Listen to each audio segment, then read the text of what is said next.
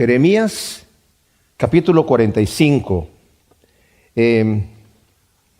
Acabamos de ver en los últimos capítulos que vimos, ¿verdad? Desde el capítulo 42 en adelante, el final de lo que le sucede al pueblo judío después de que Nabucodonosor ha destruido Jerusalén. Vimos que ponen ahí, él mismo pone ahí el rey Sedequías, que era un rey muy joven, terminó rebelándose contra el Señor y rebelándose contra Nabucodonosor, que lo había puesto como rey ahí, y por eso es que llega e invade nuevamente Nabucodonosor allí, y al final atrapan a este rey. Vimos que murió de una forma terrible. Digo, todavía no muere hasta este momento aquí, pero mataron a sus hijos delante de él, los degollaron, y que han de haber sido pues entre jovencitos o niños por allí, no sabemos.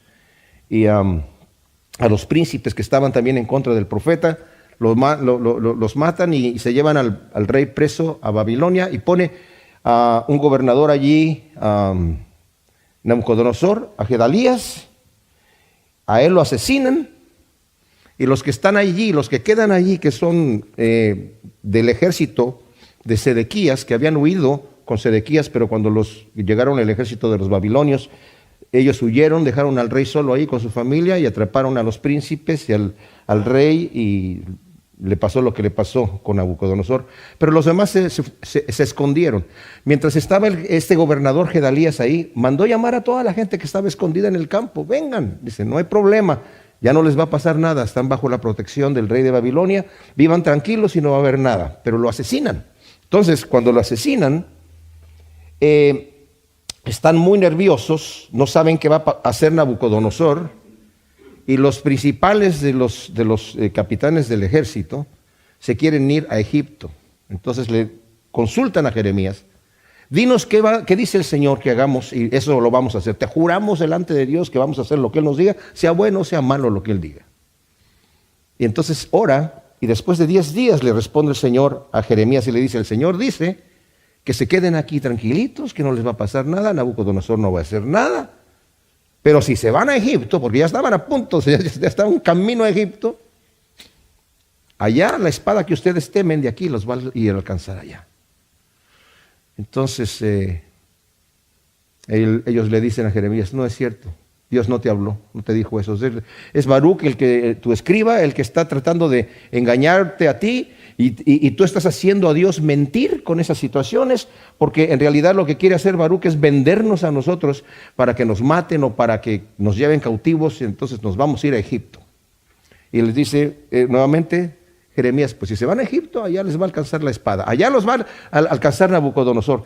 Pues se van a Egipto, se llevan a Baruch, se llevan a Jeremías, y en Egipto les viene la profecía nuevamente a Jeremías. El Señor le dice: tómate unas piedras y ponlas allí en el pavimento de este lugar, enfrente de uno de los palacios de Faraón.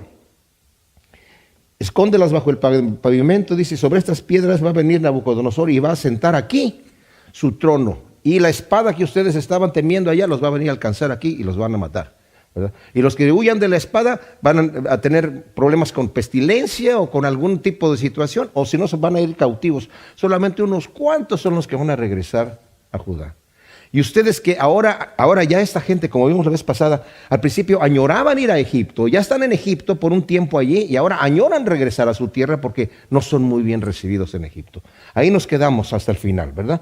Pero ahora, cuando entramos al capítulo 45, nos regresamos. Como dije yo, el libro de Jeremías no está en orden cronológico. Entonces nos estamos regresando a un momento que ya lo habíamos anteriormente, que está en el capítulo 36.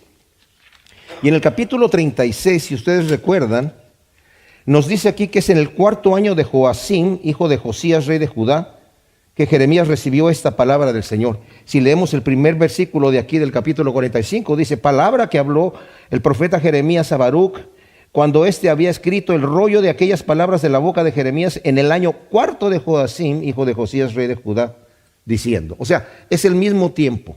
Esta profecía que el Señor le va a dar a Baruch se la dice en el momento que tenemos nosotros en el capítulo 36. ¿Y qué pasa en el capítulo 36? Escribe una profecía Fíjense, esto es tremendo porque el rey Josías, el rey Joacim que estamos viendo aquí, entró a gobernar de 25 años. Aquí tiene 29 años. Es un rey muy joven. Y aunque es un rey muy joven, vemos nosotros que mandó en otra ocasión matar en el capítulo 26, por ejemplo, si regresan un poquito más, dice el versículo primero: al comienzo del reinado de Joacim, hijo de Josías, rey de Judá, vino palabra de parte de Yahvé a Jeremías diciendo, o sea, aquí tiene 25 años. Y cuando tiene 25 años nos dice en el versículo 20, hubo también un hombre que profetizó en el nombre de Yahvé, Urías, hijo de Samías, de Kiriat Jearim, y profetizó contra esta ciudad y contra esta tierra y conforme a todas las palabras de Jeremías. ¿Por qué? Porque cuando Jeremías dio estas profecías y habló en contra de la ciudad, que la iba a ser destruida, y habló que iba a ser destruida también el templo, la gente en el versículo 8 del capítulo 26 dice, cuando Jeremías terminó de decir todo lo que Yahvé le había mandado decir a todo el pueblo, los sacerdotes y los profetas y el pueblo entero le echaron mano y exclamaron, morirá sin remedio. Y mandan a llamar a los príncipes y a todos y dicen, este hombre tiene que morir porque está profetizando en contra de la casa de Dios y en contra de esta ciudad. Entonces se sienta a consultar y dice, bueno, en realidad, dice, hubo también otro profeta que profetizó también las mismas profecías que está diciendo Jeremías en la época del rey Ezequías. Y el rey Ezequías, al escuchar las profecías, tuvo temor de Dios y se arrepintió. Y Dios se arrepintió de hacer el mal que había profetizado. Entonces ahora a Jeremías no debemos de hacer nada de eso, ¿verdad?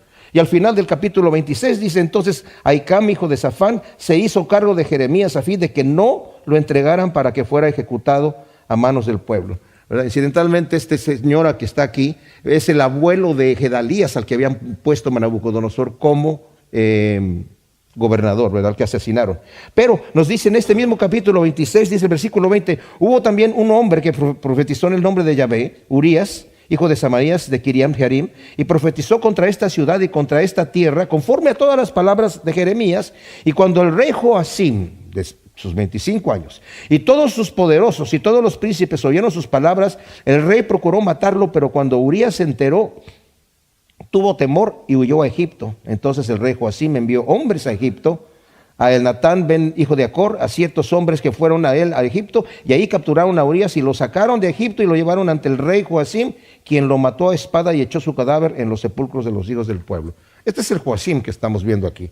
Es un hombre tremendamente perverso, siendo muy joven, y en el capítulo 36 viene una profecía poderosa de parte de Dios contra la ciudad, porque siempre estaba el Señor constantemente hablando de las profecías de destrucción que iban a venir para que el pueblo se arrepintiera. Es más, la última profecía que le dijo Jeremías a Sedequías, que es el hermano de este hombre aquí, que después es el que pone también ahí Nabucodonosor. Este Joacim lo puso Faraón Necao, ¿verdad? Cuando mató a su papá Josías, lo puso a él como rey, porque el pueblo había escogido a otro de los hijos de Josías, y lo quitó, ¿verdad? Se lo llevó preso, hizo lo malo delante de los ojos del Señor, solamente reinó 3 meses, y puso a le cambió el nombre también, reinó 11 meses, también hizo lo malo, ¿verdad? Y después se rebela en contra de Nabucodonosor. Primero lo pone Faraón, y como vamos a ver, Nabucodonosor derrota a Egipto, entonces después llega a Judá y le dice, ¿sabes qué? Ahora tú vas a pagarme a mí los impuestos. Sí, ¿cómo no? Y le está pagando impuestos a Nabucodonosor, pero luego se revela sabiendo que los de Egipto están ya formando nuevamente Faraón, un ejército para luchar en contra de Babilonia, y le deja de pagar el impuesto. Entonces se enoja Nabucodonosor y viene y lo mata, ¿verdad? A este rey, y echa su cadáver, lo deja sin sepultura. Pero todos están viniendo estas profecías durante estos reyes para que se arrepientan y no se arrepienten. Entonces, lo terrible de esto es que cuando está diciendo estas palabras, nos dice aquí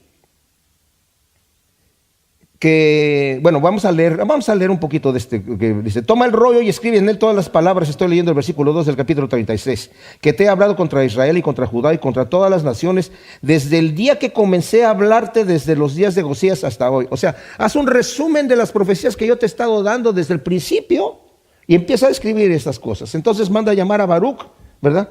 Dice: quizá la casa de Judá escuche todo el mal que me propongo causarles, y cada cual pueda arrepentirse de su mal camino, y yo pueda perdonarles sus iniquidades y sus pecados. O sea, el propósito de Dios es que se arrepientan, cambien, y yo pueda perdonarlos, ¿verdad? Y no tener que hacer eso. Entonces Jeremías llamó a Baruc, hijo de Nerías, y Baruc escribió en el rollo de boca de Jeremías todas las palabras que Yahvé había hablado. Después Jeremías mandó a Baruc diciendo: a mí se me ha prohibido entrar en la casa de Yahvé. Entonces entras tú en el día de ayuno y lee el rollo que escribiste de mi boca y todas las palabras de Yahvé a los oídos del pueblo en la casa de Yahvé. Y también las vas a leer a los oídos de todos los de Judá que vienen de las ciudades. O sea, era un momento de fiesta y había mucha gente ahí. Quizás su oración llegue ante la presencia de Yahvé y cada cual se vuelva de su mal camino, porque grande es la ira y la indignación que Yahvé siente contra este pueblo. Y Baruc, hijo de Nerías, hizo conforme a todo lo que le mandó el profeta Jeremías, leyendo del rollo las palabras de Yahvé en la casa de Yahvé. Y en el año 5 de Joacim, hijo de Josías, el rey de Judá, en el mes 9, aconteció que se proclamó un ayuno en la presencia de Yahvé para todo el pueblo de Jerusalén y de todo el pueblo que llegaban de las ciudades de Judá a Jerusalén. Y Baruc leyó a oídos de todo el pueblo las palabras, ¿verdad?, que el Señor le dijo.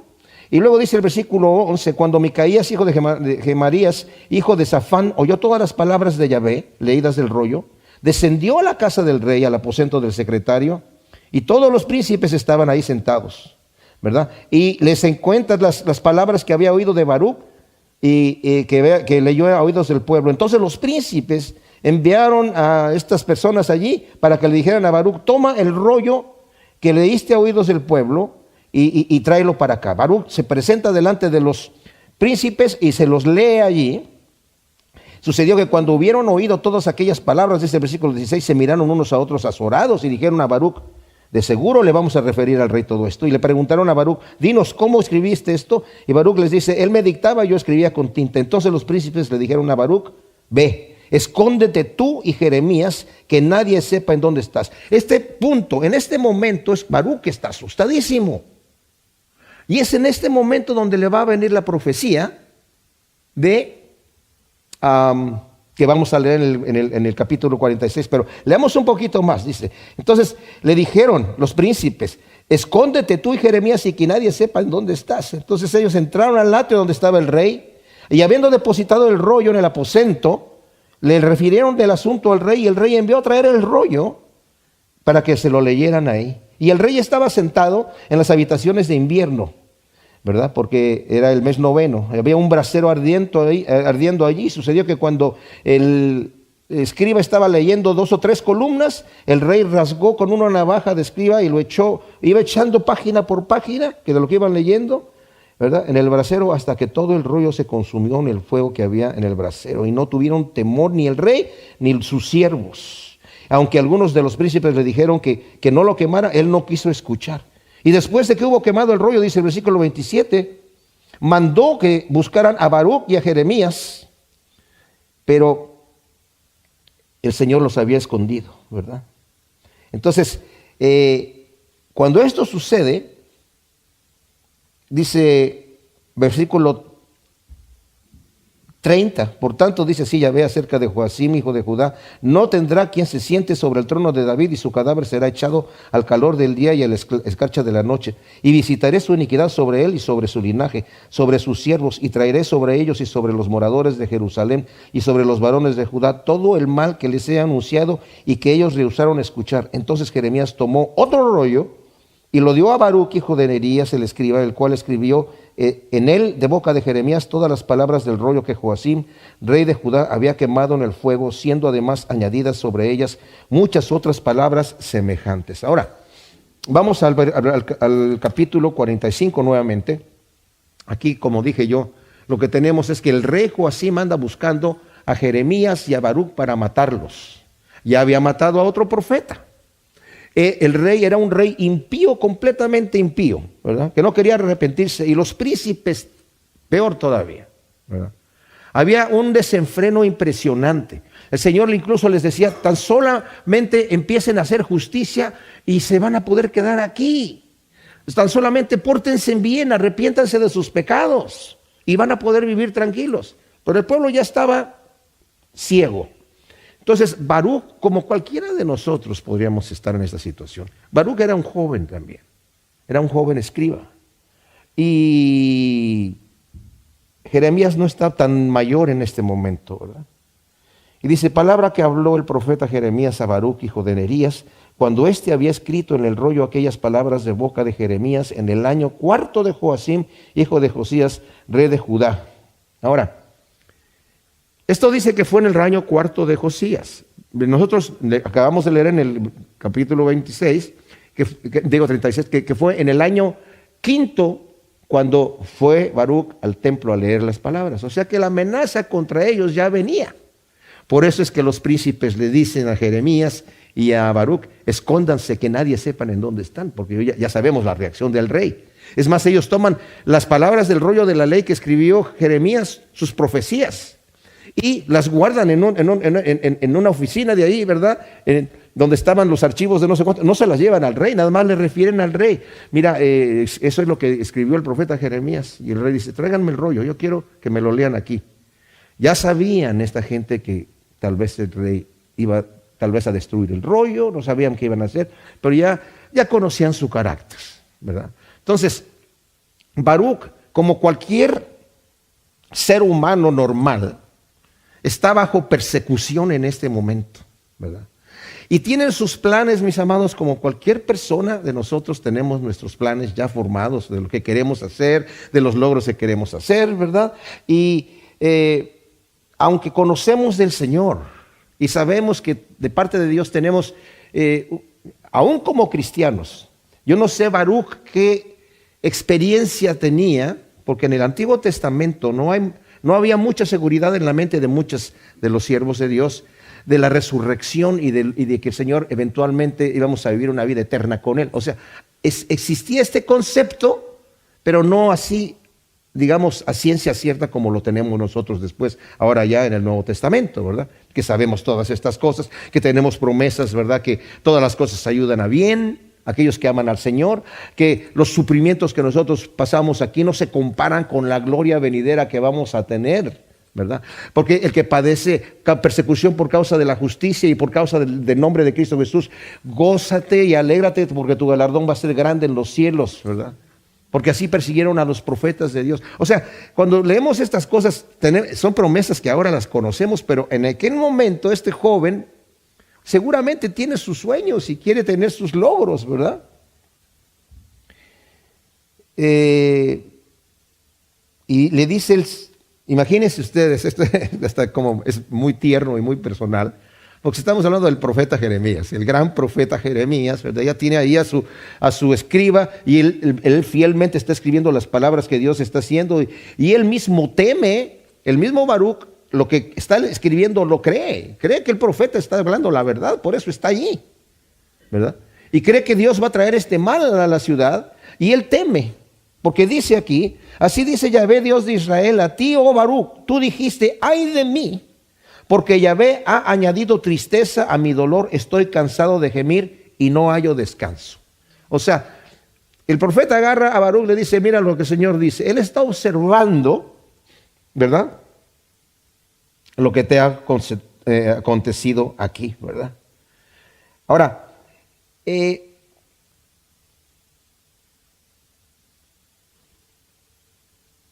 esto sucede en el año 4 de Joacim, como ya dijimos, ¿verdad? Y la profecía a Baruc de parte de Yahvé es una profecía de consuelo e instrucción. Yahvé reconoce la gran desesperación y angustia en la que Baruc se encuentra al saber del terrible juicio que Dios va a traer sobre él. O sea, no solamente dice, tú dijiste, ay de mí, porque Yahvé ha añadido tristeza a mi dolor. O sea, yo ya tengo el dolor de que va a venir todo este juicio de parte de Dios, ¿verdad? Y el Señor está añadiendo tristeza a mi dolor. ¿Por qué, Señor, estás añadiendo tristeza a mi dolor? Y como les dije, al estar yo leyendo estas profecías, he tenido hasta cierto punto algunos ataques espirituales porque viendo tanto juicio de parte de Dios hacia el pecado, hacia la maldad, ¿verdad? Quisiera estar leyendo cositas más bonitas, ¿verdad? Cositas con unas promesas más acá, pero al leer estas cosas yo también estaba diciendo, wow, yo me puedo ver en los zapatos de Baruch. Señor, estás añadiendo tristeza a mi dolor. Estoy viendo que este mundo, la ira del Señor viene sobre este mundo, ¿verdad? Y nosotros los cristianos somos perseguidos por causa de Cristo Jesús. Y es lo que estaba pasando con el profeta. No solamente va a venir el juicio de Dios sobre esta ciudad y sobre todo Judá, y ya está profetizado que el rey de Babilonia va a llevarnos cautivos, va a llevarnos como esclavos. Vamos a perder todas las riquezas que están aquí porque estos reyes no se quieren arrepentir, ¿verdad? Y yo estoy escribiendo estas cosas y estoy añadiendo tristeza a mi dolor porque no tengo logros para poder hacer aquí. ¿Qué voy a hacer yo? ¿Verdad? Y luego dice, tú dijiste ay de mí porque Yahvé ha añadido tristeza a mi dolor, estoy cansado de gemir y no hallo descanso. Así le dirás, dice Yahvé, he aquí yo destruyo a los que edifiqué y arranco a los que planté, y esto en toda esta tierra. Ahora, enseguida va a venir profecías, mis amados, desde el capítulo 46 hasta el capítulo 51, donde el Señor va a traer profecías sobre naciones gentiles de destrucción, que el Señor las va a destruir, ¿verdad? Entonces toda esta situación que Baruch la sabe porque las está escribiendo, le está doliendo a él porque está diciendo, ¿cuál es el futuro aquí? Entonces dice, el Señor le dice, mira Baruch, te voy a decir la realidad, sí va a venir el juicio. Lo que yo planté lo voy a arrancar, lo que yo edifiqué lo voy a derribar. Así que para que ya sepas que algunas de las cosas que yo veo aquí, el Señor reafirma nuevamente, el juicio viene, pero ese no es el final, ese no es el final. Hay un consuelo al final, hay un consuelo de parte de Dios al final. Porque todo lo que Dios hace, mis amados, tiene un final. Nuestra historia es lineal, no es circular. Vamos hacia un final grandioso de parte de Dios. Entonces, le asegura, le vuelve a decir, mira, esto viene sí o sí. Pero, le dice, y tú buscas para ti grandezas, no las busques. Porque aquí yo traigo mal sobre toda carne, dice Yahvé, pero tu vida te será dada por botín en todos los lugares a donde vayas. Ahora podemos pensar, oye, pero ¿qué consuelo es ese? O sea, te vas a quedar vivo, no te van a matar, ¿verdad? Tú estás ahora temeroso de que me están persiguiendo, el Señor está añadiendo tristeza sobre mi dolor y todo este asunto.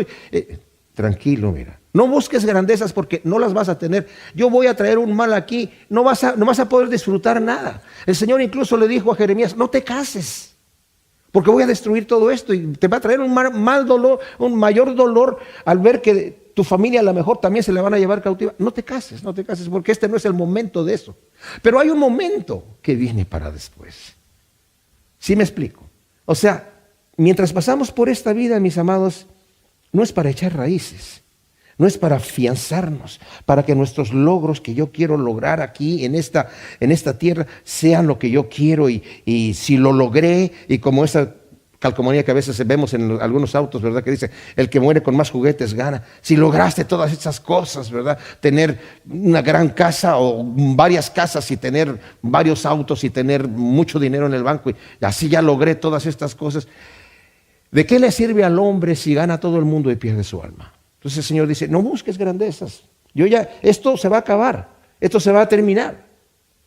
Pero nosotros como cristianos tenemos el consuelo, mis amados, de que sabemos que nuestra vida continúa en la eternidad, ¿verdad? Entonces lo que yo veo aquí de Baruch es también para mí. ¿Buscas grandezas? No las busques, ¿verdad? Porque todo esto se va a acabar eventualmente, ¿verdad? Pon tu mirada en el cielo, pon tu tesoro en el cielo. Allá no se corrompe, allá no se pierde, allá nadie se lo roba, allá no se devalúa, al contrario. Capítulo 46 de Jeremías, aquí vamos a ver que nos dice el primer versículo, dice, revelación de Yahvé al profeta Jeremías sobre las naciones. Y cuando hable de naciones está refiriéndose a las naciones gentiles. Estas profecías, ya el Señor ha dado profecías acerca de Judá, de lo que iba a venir a Judá, de lo que les iba a venir en Egipto a Judá. Y ahora vamos a ver aquí también, porque la primera profecía que vamos a ver aquí es sobre la nación de Egipto, en donde está el pueblo de Judá, que se fue a refugiar, entre comillas, ¿verdad?, de la ira de Nabucodonosor. El Señor le aseguró al pueblo y Jeremías le rogó al pueblo: no se vayan. El Señor ha respondido a su petición. Ustedes han pedido que yo ore a Dios para que les diga qué es lo que quieren hacer. El Señor dice: quédense aquí, yo me comprometo a plantarlos, a sostenerlos. Nabucodonosor no les va a hacer nada, yo los voy a proteger, yo me comprometo a eso. Ellos le dijeron a Jeremías: no, Dios no te ha dicho eso y nos vamos a Egipto. Pues allá en Egipto, y se llevan a Baruch y se llevan a Jeremías a Egipto, y allá Jeremías sigue profetizando y les dice: el Señor va a traer la espada que ustedes, de la cual que quieren oír, han estado huyendo de allá, les va a venir a atacar aquí. Allá hubieran estado tranquilos, ahora la ira del mismo Nabucodonosor les va a llegar aquí. Egipto era una potencia mundial. Egipto estaba en cierta manera en un lugar privilegiado, porque las guerras no llegaban hasta allá. Las guerras estaban en la zona de Asiria, de Siria, por esa región por allí, ¿verdad? Pero allá en Egipto no le llegaba la situación. Era un lugar lujosísimo, tenían muchísimo dinero los egipcios, vivían en mucho placer y vivían en muchos lujos y tenían un ejército tremendo, como lo vamos a ver aquí, ¿verdad?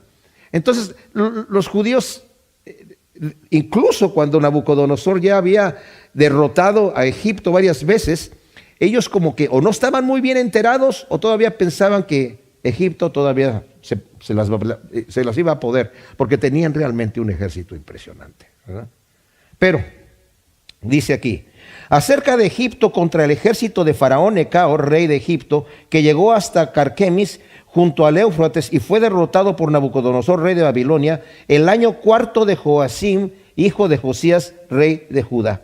O sea, en este año cuarto, donde todavía Joacim, y se va a rebelar contra el rey de Babilonia, tiene la confianza de que Faraón Necao, ¿verdad?, se las puede.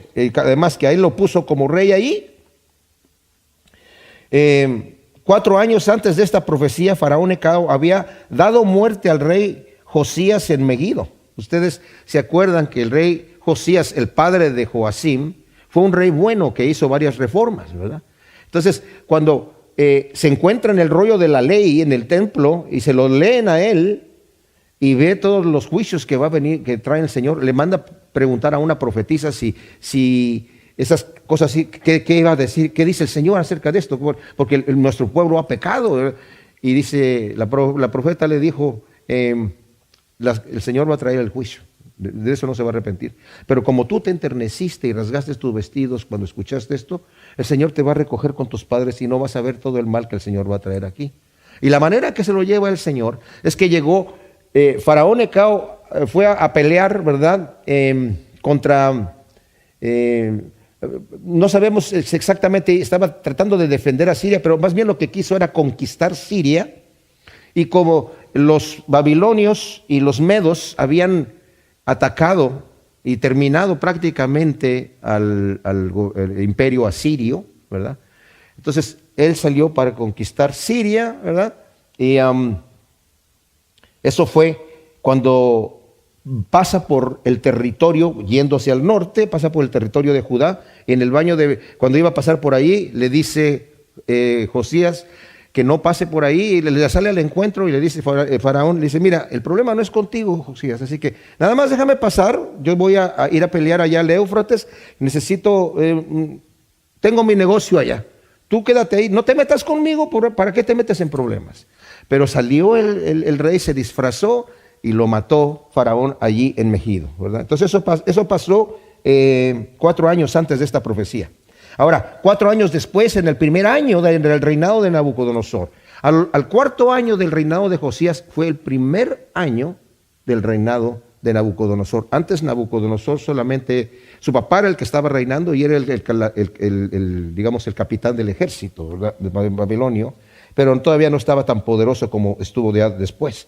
Entonces, este es el primer año del reinado de Nabucodonosor, y Faraón Necao subió a Carquemis a pelear contra el rey de Babilonia, pero fue completamente derrotado. Nabucodonosor le quita todo el territorio de Asiria y de Siria.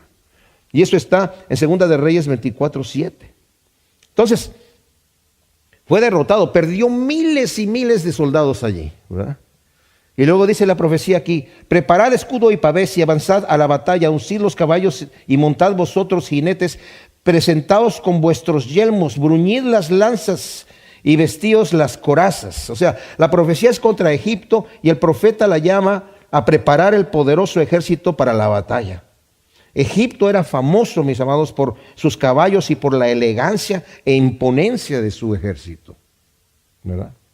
Y luego dice el versículo 5, pero ¿qué es lo que veo? Están aterrorizados, sus valientes se baten en retirada, derrotados, y huyen sin mirar atrás, cercados de pavor, dice Yahvé. Aquí se está refiriendo a esa batalla en Carquemis, ¿verdad? Cuando llegaron ahí a pelear con mucha prepotencia y de repente, ay, ¿verdad?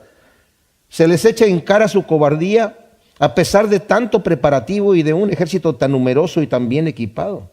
El pavor y la confusión es tal que en lugar de huir hacia el sur, que es donde debería estar llegando para volver a Egipto, ¿verdad? Dice, se van hacia el norte, al Éufrates, tropezando y cayendo. Están confusos, dice sus soldados. Y luego dice, aquí está tremendo porque dice el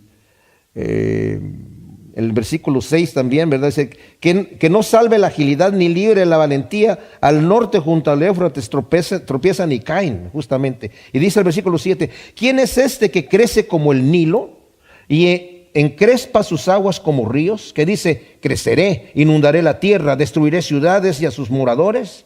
Es Egipto que crece como el Nilo y a sus aguas se encrespan como ríos. Avanzad, caballos. Eso es lo que está diciendo allí Faraón también. Carros, corred locamente, pónganse en marcha los hombres valientes, etíopes y libios que embrazan el escudo. Ahora, el Nilo solía desbordarse una vez al año, y esta figura es de una manera prepotente que está diciendo el Faraón: creceré, inundaré la tierra, destruiré ciudades y sus moradores también. Avancen, caballos, carros valientes, corran locamente a la guerra y alístense a la batalla. Ahora, como dije, más adelante también lo va a mencionar, que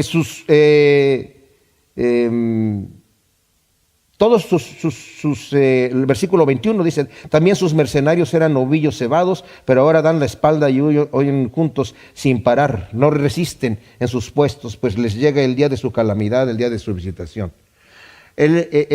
Como dije, Egipto era tan rico, ¿verdad?, que ellos no tenían egipcios en el ejército. Todos los hombres que tenían eran mercenarios de Libia, como dice aquí, de etíopes, libios, de África, ¿verdad? Que eran muy temidos. Y les llama también que son novillos cebados, o sea, eran gente que estaba bien equipada.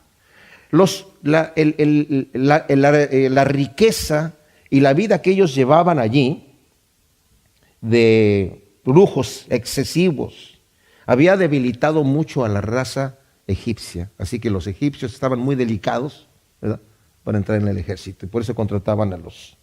Y era un ejército temido, muy temido, ¿verdad?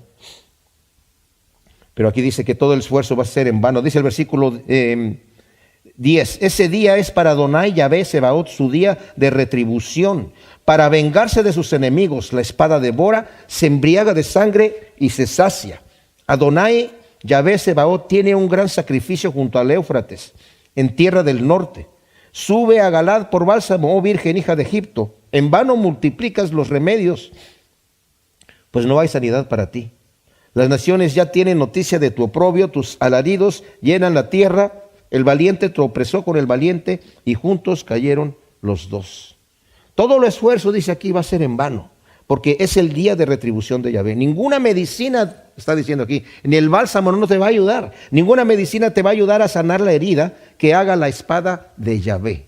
La espada de Yahvé en mano de Nabucodonosor, ¿verdad?, porque lo está utilizando como un instrumento de su ira. Todas las naciones se enterarán de la terrible humillación de Egipto bajo la mano vengativa de Yahvé. Ahora, la Escritura dice, si Dios es por nosotros, ¿quién contra nosotros?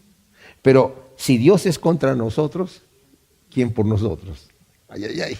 Entonces ahí cuando ya el Señor decide pelear con Egipto, como les había dicho a los judíos que estaban ahí, no se confíen, porque va a venir Nabucodonosor. Ahora esto es en el año de Joacim, todavía no estamos hablando de cuando, bueno, ahora viene la profecía, cuando ahora Nabucodonosor va a entrar a Egipto y se va a cumplir lo que dijo ahora Jeremías. Esto es mucho tiempo antes. Y aunque eso sucedió, aunque fue derrotado el ejército de Faraón, en otra ocasión vienen a querer pelear cuando estaba rodeando Nabucodonosor, estaba sitiando ahí Jerusalén durante el reinado de Sedequías, que fue el hermano de Joacim, ¿verdad? Que puso Nabucodonosor y le hizo jurar que le iba a ser fiel. Y él también se rebela. ¿Y cómo se rebela? Porque estaba rodeándolo ahí, porque estaba confiando en Egipto. Entonces, cuando está rodeando allí Jerusalén, sale Faraón con su ejército para pelear con la ayuda del ejército judío, ¿verdad? Que está dentro de la ciudad de Jerusalén. Y cuando se entera de eso, Nabucodonosor se retira de la ciudad para ir a hacerle la guerra allá y no tener la ayuda del ejército judío. Pero cuando se entera Faraón que ya van ellos a pelear con él, ellos se regresan a Egipto y no queremos pelear con ustedes otra vez. Ya nos derrotaron una vez en Carquemis, no queremos más. Pero en ese momento los falsos profetas estaban diciendo, no, ya no van a regresar aquí los caldeos y ya los babilonios, aquí se acabó.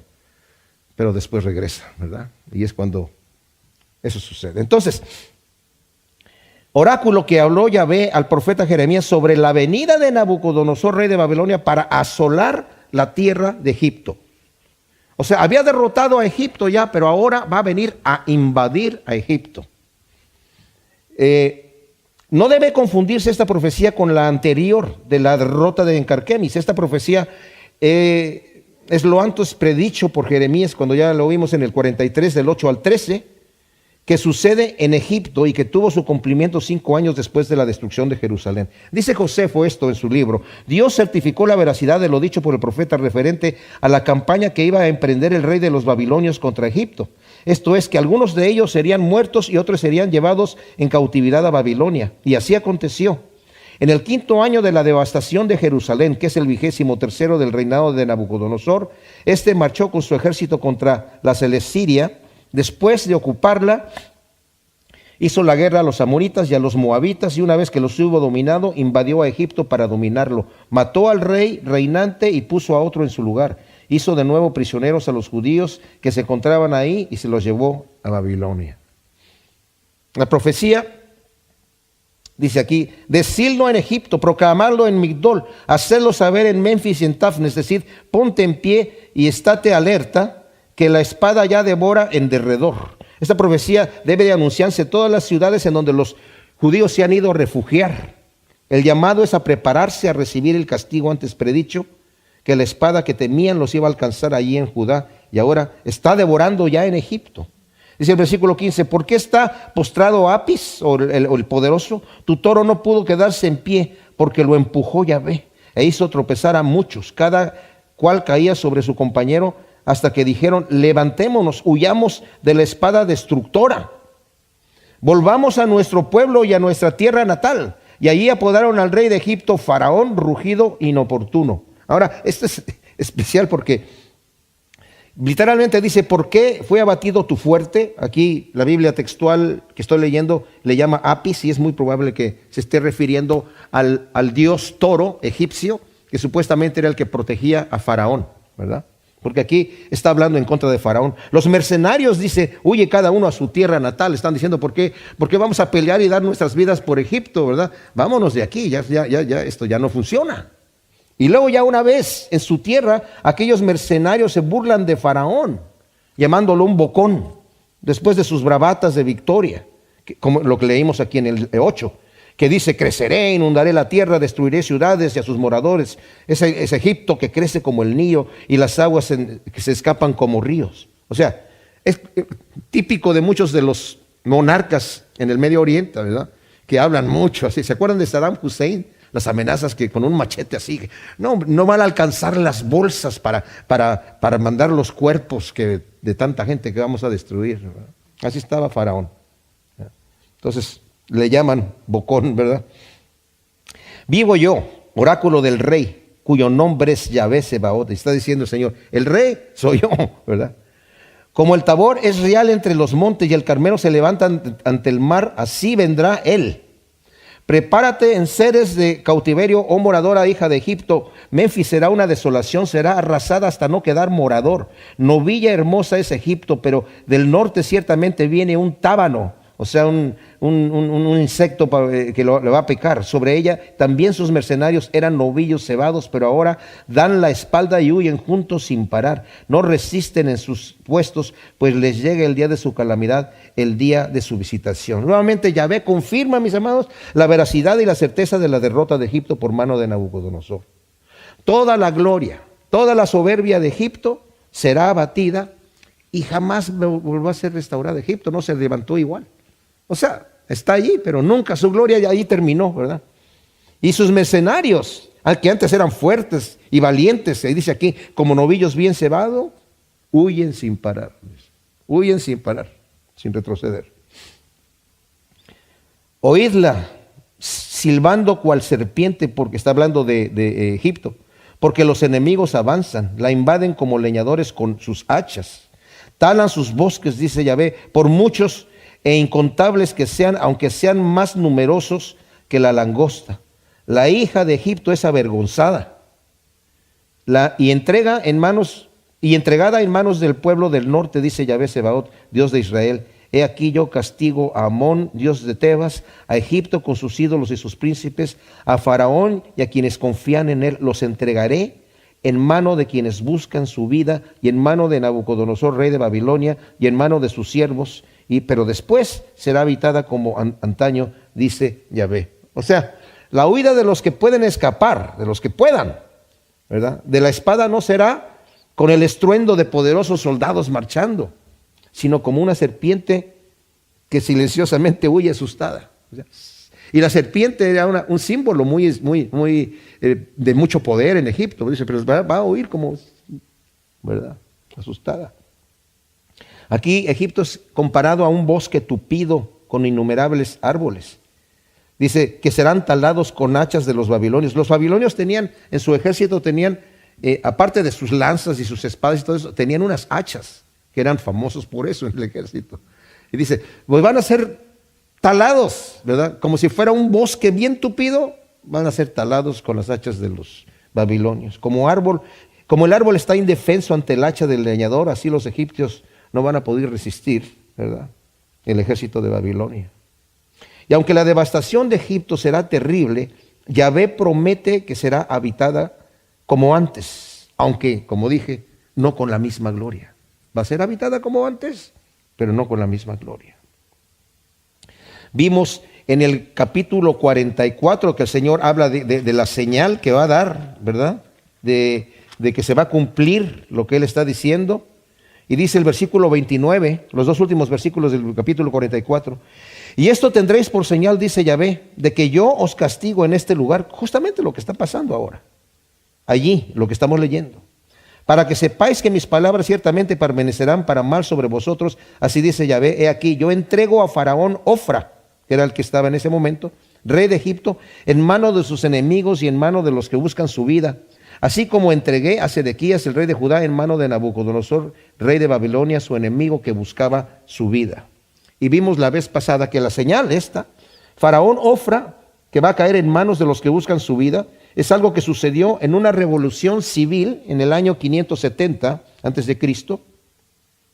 Posteriormente, Nabucodonosor invadió Egipto contra el faraón Amasis en el año 568 al 567 y lo hace matar y pone a otro en su lugar, ¿verdad?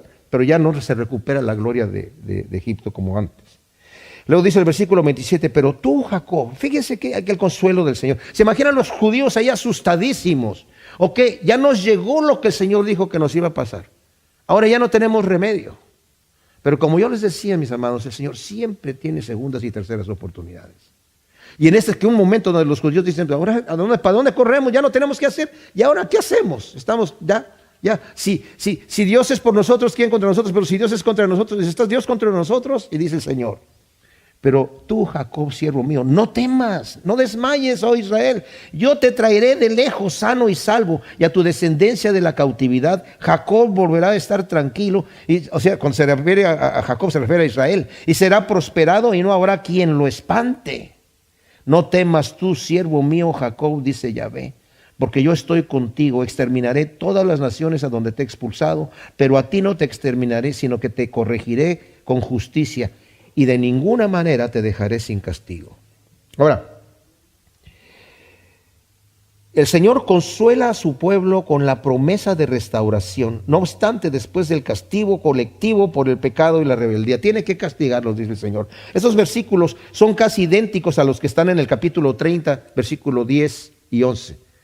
Está casi la lectura igual, porque también está hablando el Señor. Yo te amo, yo te voy a restaurar, pero de ninguna manera te voy a dejar sin castigo. ¿Por qué? Porque Dios ama al que disciplina. Al que ama a Dios, lo disciplina. Si Dios no nos está disciplinando y nosotros nos podemos salir con la nuestra cuando pecamos, debemos hacernos la pregunta si realmente somos hijos de Dios, ¿verdad? Pero cuando pecamos y el Señor nos corrige, ¿verdad? Es porque el Señor no quiere que nosotros nos destruyamos, que hagamos alguna cosa que nos vaya a destruir, y nos tiene que disciplinar, nos tiene que corregir. Y el Señor promete a su pueblo que lo va a levantar al final, ¿verdad? Esta profecía, mis amados, no se ha cumplido al pie de la letra, porque todavía Israel no ha sido restaurada. Aunque ya están en su tierra, pero no están bien. Están rodeados de enemigos, pero va a llegar el momento en donde el Señor la va a establecer. Van a reconocer a Cristo Jesús como el Mesías, y el Señor va a reinar en Sión, ¿verdad? Va a poner su trono ahí y va a ser el centro, va a ser la ciudad a donde todo el mundo va a querer ir. Va a ser la ciudad principal del reinado de Cristo Jesús, mis amados. Y los judíos van a volver a ser honrados, pero en este momento estamos en el tiempo de los gentiles, y el judío que quiera recibir a Cristo tiene que llegar como cualquier gentil, así como Pedro les anunció a la gente. Así como nosotros creímos y el Espíritu Santo nos llenó, ¿verdad? Así también los gentiles, dice, no, el Señor no hizo diferencia entre ellos y nosotros. Somos iguales, estamos de la misma manera con el Señor. Y esta es una promesa para nosotros, mis amados, también. El Señor no nos va a dejar, no nos va a soltar. Y es bueno que nosotros siempre estemos buscando el rostro del Señor. Pero, como dice el Salmo 32, ¿por qué tienes que ser como el mulo sin entendimiento y tengo que utilizar el freno? Déjame guiarte con mis ojos, con mi mirada, mira, por acá, por allá, ¿verdad? Pero depende de nosotros. Gracias, Señor, te damos por tu palabra. Ciertamente vemos tu amor hacia nosotros, Señor, y aunque estas profecías son a veces terribles en la manera que vemos el castigo que tú has traído a las naciones, Señor, que se han rebelado contra ti, pero también vemos tu mano de misericordia, porque tú traes la restauración al final, Señor, una vez que se ha aprendido la lección. Te pedimos que siembres estas palabras en nuestros corazones, Señor, para que den su fruto al 100 por uno en el nombre de Cristo. Amén.